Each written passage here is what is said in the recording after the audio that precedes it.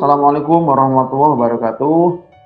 Halo YouTubers, ketemu lagi dengan saya di channel YouTube Edi Winarno. Kali ini saya akan mencoba menginformasikan kepada para YouTuber semua terkait bagaimana kita untuk bisa melakukan bisnis properti tanpa modal, bahkan zero modal. Ya, ada beberapa tips yang mungkin dapat saya sampaikan di sini. Ya, yang pertama, kita bisa menjadi agen properti atau agen maklar properti. Ya, sepertinya terdengar agak kurang enak maklar gitu ya. Tetapi ini dimungkinkan kalau kita memang belum memiliki modal. Jadi yang namanya bisnis usaha, apalagi di bidang properti, itu kan juga harus punya modal, punya langkah, punya cara. Salah satunya adalah bagaimana kita mempelajari di awal ini menjadi agen properti. Ini banyak dilakukan oleh teman-teman yang memang sedang belajar dan mengupayakan untuk bisa bermain atau bergerak di bidang properti tanpa menggunakan modal.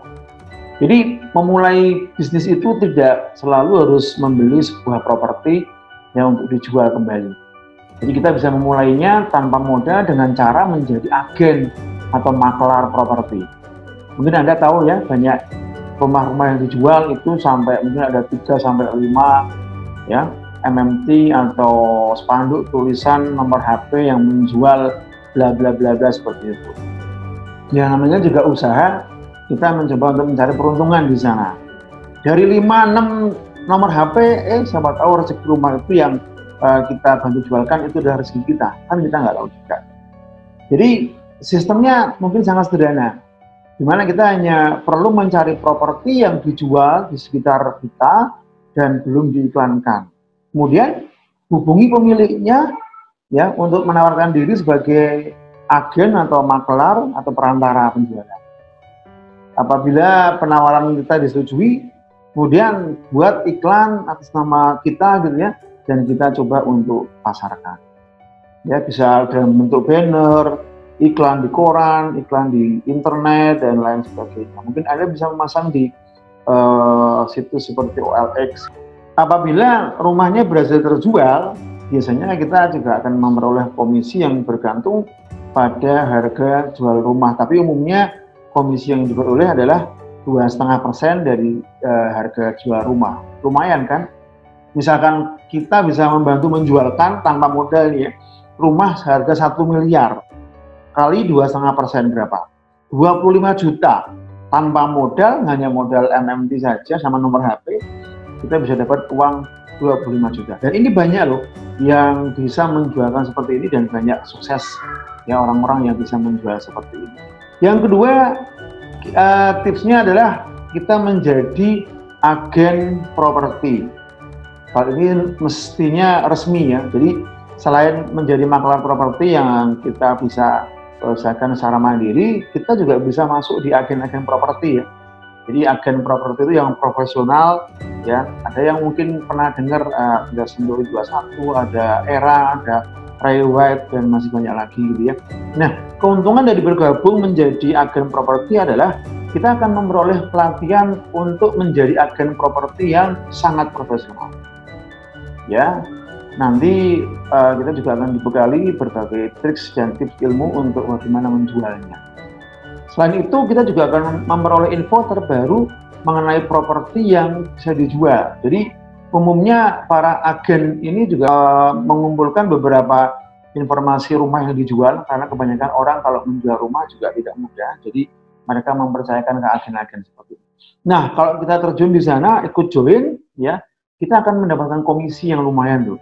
Jadi siapa tahu peruntungan kita ada di agen properti, tanpa modal kita bisa menjual rumah ya dan menghasilkan keuntungan yang besar tanpa modal kan.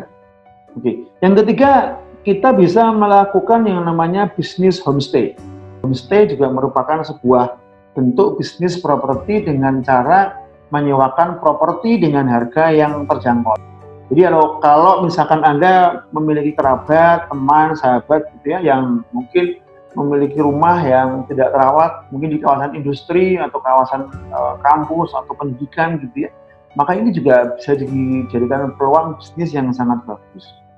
Nah, caranya bagaimana? Caranya kita mungkin harus minta izin dulu kepada teman Anda, teman kita gitu ya, untuk mengelola, karena rumahnya tidak kepakai, mungkin akan ada sentuhan sedikit, dan kita coba untuk iklankan nanti di koran atau di internet gitu, dan dipromosikan untuk mahasiswa atau para pekerja gitu ya. Dan kita bisa memperoleh dari keuntungan itu, dari perjanjian dengan pemilik rumah, dari hasil penyewaan rumah homestay tersebut. Menarik kan?